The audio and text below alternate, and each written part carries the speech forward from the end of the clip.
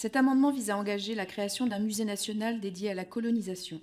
Sur les 12 000 musées que compte la France sur son territoire, aucun n'aborde de façon exclusive l'histoire de la colonisation, pourtant essentielle, car partie intégrante de l'histoire de notre pays. Cette partie de notre histoire reste un sujet tabou au cœur de notre République, car elle porte en elle la part sombre de notre République. Nous avons besoin de faire face à notre passé, de le connaître et de le comprendre, pour mieux construire l'avenir de notre nation à travers des actes forts. La création d'un musée national de l'histoire de la colonisation contribuerait à une meilleure connaissance et compréhension de notre passé. Il permettrait de donner du sens à cette partie de notre histoire.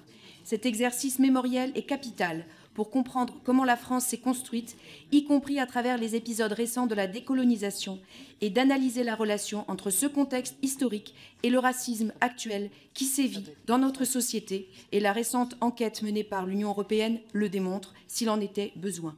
Il est urgent désormais de construire en France ce lieu d'histoire, de savoir, de pédagogie, de transmission, de culture et de débat. Juste pour préciser à Madame la rapporteure que cette proposition, elle répond à l'appel de nombreuses voix d'universitaires, d'historiens et d'historiennes, mais elle est en fait tirée de la recommandation numéro 6 du rapport d'information fait au nom de la mission d'information sur l'émergence et l'évolution des différentes formes de racisme et les réponses à y apporter de Madame Caroline Abadie et Monsieur Robin Reda. Il semble effectivement absolument essentiel que nous puissions traiter des conséquences de la colonisation, et pas seulement sur les pays qui ont été colonisés, mais aussi sur notre propre société. Et je pense que c'est bien là l'enjeu.